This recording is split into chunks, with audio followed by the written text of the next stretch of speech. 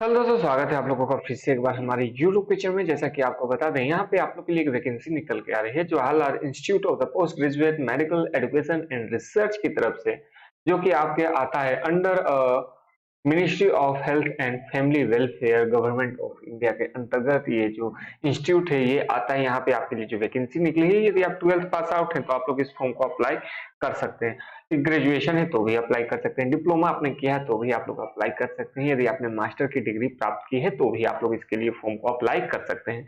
चलिए, सबसे पहले जो इसका ऑफिशियल नोटिफिकेशन निकला है ये मैं आपको दिखा दूं। देखिए, ये है इसका ऑफिशियल नोटिफिकेशन। एक सेकेंड, ये रहा इसका ऑफिशियल नोटिफिकेशन। इसको आप लोग डाउनलोड कर लीजिएगा, हमारे टेलीग्राम चैनल से डाउनलोड करके एक बार पढ़ लीजिएगा। जो भी बातें आप लोग को समझ में नहीं आएगी तो उसके लिए कमेंट कीजिएगा, तो मैं वो सभी बातें आप लोग को फिर से बता देने वाला हूँ। तो चलिए, सबसे पहले देख लेते हैं इंपॉर्टेंट पॉइंट, उसके बाद चलेंगे इसके ऑफिशियल नोटिफिकेशन पे। तो चलिए इस वीडियो को शुरू करते हैं। मैं रोहन आप लोगों का स्वागत करता हूँ और ये आशा करता हूँ कि आप लोग इस चैनल को देखिएगा, शेयर कीजिएगा एंड सब्सक्राइब आप लोग जरूर से जरूर कीजिएगा। चलिए, सबसे पहले यदि हम लोग बात कर लेते हैं, ये जो वैकेंसी है ये आपके निकल के आ रही है Jawaharlal institute of the post graduate medical education and research की तरफ से। इसके लिए जो group B and group C की पोस्ट है, इसके लिए जो रिक्वायरमेंट के लिए जो नोटिफिकेशन है उसको रिलीज कर दिया गया है। इसके एलिजिबिलिटी क्राइटेरिया को यदि आप लोग फुलफिल करते हैं तो इस फॉर्म को आप लोग जरूर से जरूर अप्लाई कीजिएगा। यदि इंपॉर्टेंट डेट्स की बात करते हैं तो जो एप्लीकेशन है वो आपका 22 फरवरी से स्टार्ट हो चुका है। 18 मार्च तक इस फॉर्म को आप लोग अप्लाई कर सकते हैं। जो लास्ट पेमेंट डेट है आपका वो भी 18 मार्च रखा गया है। एग्जामिनेशन डेट आपका 2 अप्रैल रखा गया है। एग्जामिनेशन से पहले आपका यहाँ जो एडमिट कार्ड है वो आपको प्रोवाइड कर दिया जाएगा। एप्लीकेशन फी की बात करते हैं तो जो जनरल से हैं ओबीसी से ईडब्ल्यूएस से 1500 लगेंगे, वहीं एससी एसटी से 1200 लगने वाले हैं। जो भी पेमेंट है आप लोग डेबिट कार्ड हो गया, क्रेडिट कार्ड और नेट बैंकिंग के थ्रू जो इसका पेमेंट है आप लोग इजिली कर पाएंगे। यदि एज की बात करते हैं तो मिनिमम आपका 18 वर्ष रखा गया है, लेकिन जो मैक्सिमम एज है वो 25 से 35 के बीच में आपका वेरी करने वाला है। अलग अलग पोस्ट के लिए यहाँ पे अलग अलग यहाँ पे जो एज क्राइटेरिया है वो रखा गया है। जो भी एज में रिलैक्सेशन चाहिए, जैसे कि आपका ओबीसी को, एससी को, एसटी को, तो यहाँ पर भी आपको जो एज में रिलैक्सेशन है वो आपको यहाँ पे देखने को मिलने वाला है। तो चलिए चलते हैं इसके ऑफिशियल नोटिफिकेशन पे और देखते हैं क्या डिटेल्स है जो आपके लिए जानना बेहद ज्यादा जरूरी है। अगेन आप लोग से रिक्वेस्ट होगा कि इसको आप लोग डाउनलोड कर लीजिएगा, हमारे जो टेलीग्राम चैनल है वहां से इसको डाउनलोड करके एक बार पढ़ लीजिएगा, और जो बातें आप लोग को समझ में नहीं आएगी कमेंट करके पूछ सकते हैं। देखिए, सबसे पहले यदि हम लोग बात करते हैं तो जो पहले वैकेंसी था वो आपका 69 था। ठीक है, जो पहले वैकेंसी था वो टोटल आपका group B and group C मिला के 69 था। उसमें कोरेंडम करके यहाँ पे फिर से उसका जो वैकेंसीज की सीट से आपको यहाँ पे बढ़ा दिया गया है। ठीक है, चलिए यहाँ पे जो सीट्स है आप लोग देख सकते हैं 69।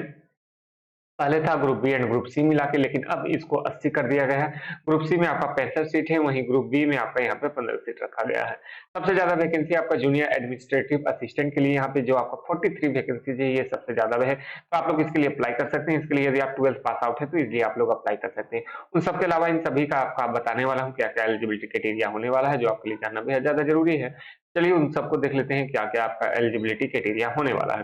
जैसा कि आप लोग यहाँ पे देख सकते हैं कि जो डेंटल हाइजीनिस्ट है ये आपका ग्रुप बी की पोस्ट है। ठीक है, और यदि आपने डिप्लोमा डिग्री प्राप्त किया हुआ है साइंस से, किसमें, बॉटनी में, जियोलॉजी में या फिर लाइफ साइंस में, आप इस फॉर्म को अप्लाई कर सकते हैं। यहाँ पे आपके 2 वर्ष का एक्सपीरियंस खोजा गया है और 2 वर्ष का यहाँ पे आपका ड्यूरेशन का आपका डिप्लोमा होना चाहिए डेंटल हाइजीनिक में, तो आप लोग इस फॉर्म को अप्लाई कर सकते हैं।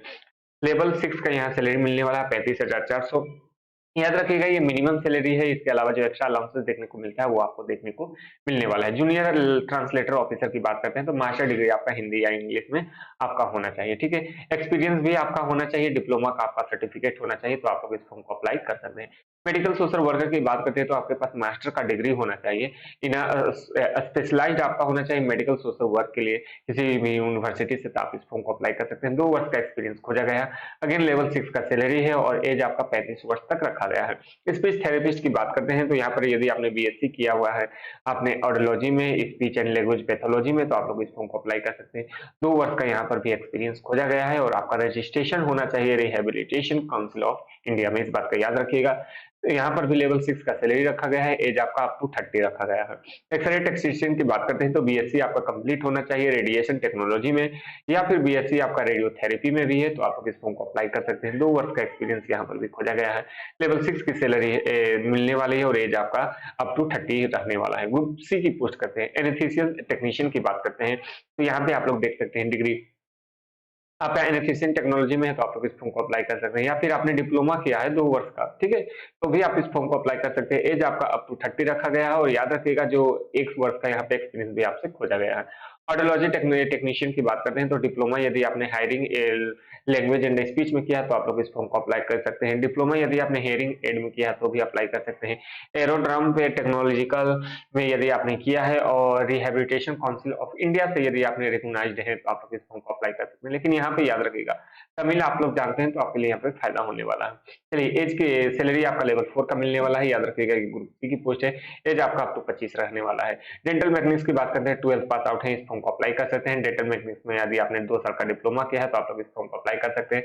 2 वर्ष का एक्सपीरियंस भी यहाँ पे खोजा गया है। 3 क्राइटेरिया को फुलफिल करने पर आप इस फॉर्म को अप्लाई कर सकते हैं। एज आपका अप टू 30 है। लेवल 4 की सैलरी देखने को मिलने वाली है। चलिए, जूनियर असिस्टेंट एडमिनिस्ट्रेटिव असिस्टेंट जो सबसे ज्यादा वैकेंसीज आपको देखने को मिलेगी, लगभग 45 पोस्ट यहाँ पे है।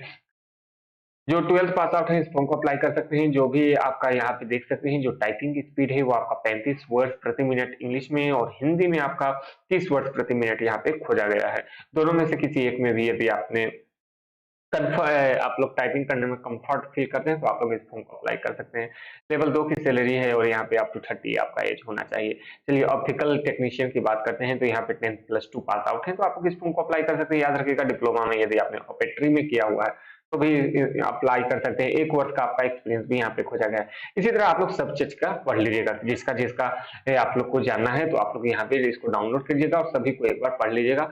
जो बातें समझ में नहीं आएगी वो आप लोग पूछ सकते हैं। जैसे स्टेनोग्राफर ग्रेड 2 की बात करते हैं, 12th पास आउट है, अप्लाई कीजिएगा और आपके पास स्किल टेस्ट नोरम आपका यहाँ पे पूछा जाने वाला है। यहाँ पे ड्यूरेशन आपको यहाँ पे स्किल टेस्ट का आप लोग देख लीजिए, 10 मिनट का समय, आपको 80 वर्ड प्रति मिनट का स्पीड होना चाहिए। 30 मिनट में और 60 मिनट में आपको यहाँ पे कंप्यूटर पे ट्रांसक्रिप्शन यहाँ पे करना होगा। लेवल 4 की सैलरी मिलने वाली है। 27 वर्ष आपका मैक्सिमम एज होना चाहिए। और यहाँ पर भी आप लोग इन सभी को एक बार पढ़ लीजिएगा और जो बातें आप लोग को समझ में नहीं आ गई तो कमेंट करके पूछिएगा तो वो तो मैं आपको बता देने वाला है। चलिए, यदि यहाँ पे सिलेबस या की बात करते हैं तो आप लोग जो ये है ना, इस वेबसाइट पे आप लोग जाके यहाँ पे सिलेबस डाउनलोड कर सकते हैं। अभी मैं जब वीडियो बना रहा था उस समय मैंने जब चेकआउट किया तो वहाँ पर अभी तक सिलेबस नहीं पब्लिश किया गया है। यहाँ पे आप लोग देख सकते हैं, examination and syllabus for CBT will be publish shortly, ठीक है, इन इसके वेबसाइट पे, ठीक है, इस वेबसाइट पे शॉर्टली यानी जल्द ही आपके लिए पब्लिश कर दिया जाएगा।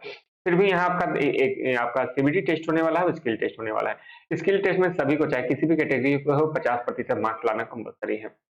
इससे कम लाने पर आप लोग ऑटोमेटिक डिस्क्वालीफाई हो जाने वाले हैं। लेकिन सीबीटी की बात करते हैं तो यहाँ 50% जनरल के लिए और पीडब्ल्यूडी के लिए 45% और वहीं एससी एसटी ओबीसी के लिए यहाँ पे 40% का मार्क्स यहाँ पे निर्धारित किया गया है। ठीक है, इससे कम लाने पर आप लोग ऑटोमेटिक डिस्क्वालीफाई हो जाएंगे। ये आप लोग जानते हैं, इतना पर भी आपका सिलेक्शन नहीं होने वाला है। जितना ज्यादा हो सके आप लोग को उतना नंबर यहाँ पे लेके आना होगा। ठीक है, तो चलिए अब इस वीडियो को समाप्ति की ओर ले जाते हैं।